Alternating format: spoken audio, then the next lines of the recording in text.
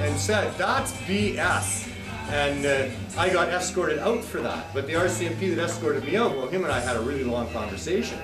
And he told me these things that, you know, they understand that prohibition's not making drugs go away. That the harder the laws are, the harder the criminals are.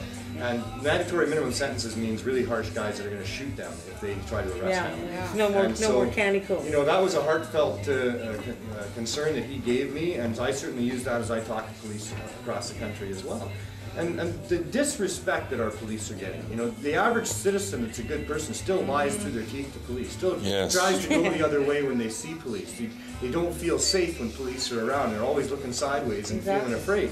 And that's not what a policeman should get. I mean, they're there armed and trained by us to intervene when there's something going on where one citizen's getting harmed by another, usually. And for them to be intervening on things where no other citizen would intervene, you know, I mean, we don't even intervene on other citizens when they're smoking that commercial tobacco stuff that kills 435,000 North Americans every 12 months. You know, I mean, the odd person will say, hey, that's bad for you, you shouldn't do that. Debbie. You know, we don't go and wrestle him to the ground and put him in handcuffs and put him in a cage and charge him for it. You know? That's right. But, you know, yet we are allowing our police to do this with people that are smoking cannabis, and no citizen would ever do that. And so we're afraid of our police. We think the police are bullies. We think they're narcs. We know they lie to us. We know Oh, yeah, absolutely.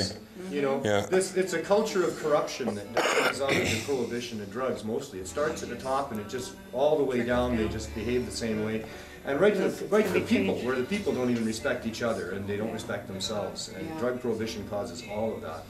So it's a long time we end the madness. Serious to look at. So we're going to do the Freedom Tour again until everybody knows what the truth is and all what the truth is, and that's what the handouts are all about, is, you know, just get up to speed on what rights and freedoms we're supposed to have, what the role of government's supposed to be. It's been so many years since we've had those. Well, I know, but still the mainstream people don't really get it. They're still confused. They never had them. Yeah, they never really have. Can't change. Yeah, so, you know, if we can get that out there, that freedom is the right to do or not do whatever you want to do or don't want to do without any interference from government, prohibition or coercion, unless you unreasonably interfere with somebody else. And we need to return to common law principles, where we have some sort of a way to judge whether a crime is committed and how much a penalty should be, as opposed to just the rule of law, where if you just break the rule, then here's the penalty. Did you damage another person or their property or their financial situation directly? Those things should be against the law. Yeah, that's exactly agreed. That's pretty much. And that's easy, you know, and that's what the scales of justice was supposed to be all about there, that blindfolded older matriarch, you know, whereas give some evidence that proves you did damage in those categories that has some dollar value weight to it, and then a penalty no greater than the damage that was done is to be issued. And that's a principle of fundamental justice that is included in common law. Yes, and part of the foundation of our democracies. This rule of law nonsense sort of states that the politicians have it all figured out. They're morally and ethically sound, and they know better than us, and we'll just allow them to make whatever rules they want. It's all about the money dollar. You know. Yeah, it is. That was so surprising to find out the politicians were corrupted. You know? Somebody's being sarcastic here.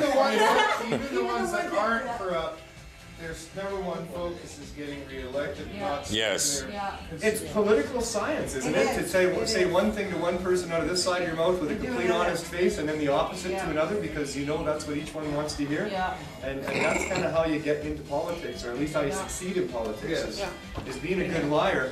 Although I think maybe, wouldn't it be nice if you could just get into politics and succeed in politics by telling the truth? You know? And actually focusing all of your attention on just how can you best serve the public. Washington? Yeah, sure, you know. Look, Johnny, there's Mr. Smith, and he's a public servant, and wow, we're so proud of the way he just spends his life serving the public good there at his own, you know, personal sacrifice. The word is serve. It is, isn't it? And, to serve and protect.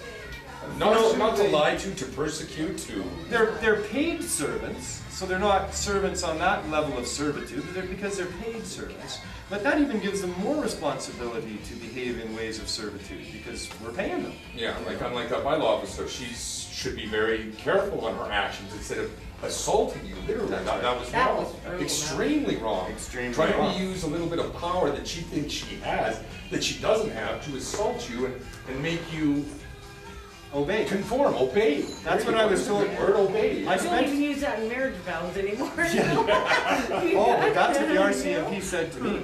Dave Evans, the sergeant in Vernon there, I spent 45 minutes with him before the rally. He asked me to come and visit with him because we had a permit for the park and we were putting on a rally. And I spent the majority of that time bringing him up to speed on the prohibition and how that all happened and who it's serving and protecting and how he should just say no to enforcing these laws until the politicians do the right thing with KNOW. The morally right You thing. know. And so then I asked him why he wanted me there, and he said because they were concerned that we were going to count down at 4:20, light a big joint, and tell everybody else to do that. And I said, and then blow smoke in the officers' faces that were there. And I said, well, you probably shouldn't have any officers there. I can't control whether anybody blows smoke or not. I guarantee you people will be lighting up at 4:20. It's a time that we march culturally.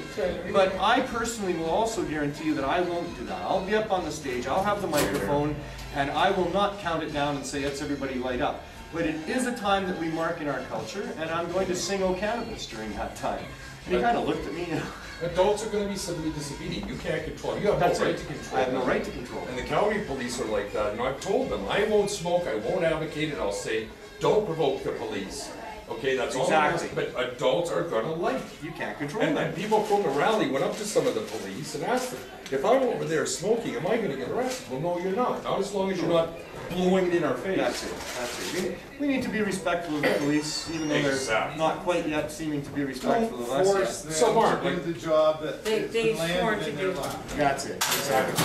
And that was the other point I made in the CCC, was that I approach these people all as if they're good people. You know, I don't That's a hold good any way. anger or negativity towards them. That's a good way. They didn't get into it to do what they've been asked to do. They're just now stuck doing it, because that's what you do, and justifying doing it, because that's what you do, is you justify how you do things. When I spoke with Dave Evans after the assault in Vernon, I phoned him, because he gave me his personal contact information. I walked out of that meeting with him thinking I had an ally in the RCMP, someone that I could talk to if I was in trouble, perhaps. And so then and he came at 4 o'clock. He stayed till 4:50. He walked around. I went and greeted him like an old fishing buddy, him and the officer that was there. We had a great chat. He wandered around. I was up on stage. I said, it's now 4:20 and I'm going to sing you folks a little song, and I sang him O Cannabis, and he gave me a big smile, and you know, away he went. And then, so then the bylaw came, and also right about the time he left, the bylaw was there giving her tickets and stuff, and that whole scene erupted. So when I called him afterwards on our way to Shambhala, he didn't want to talk to me. He hadn't seen the video. He had only gotten the report from the RCMP's side of it.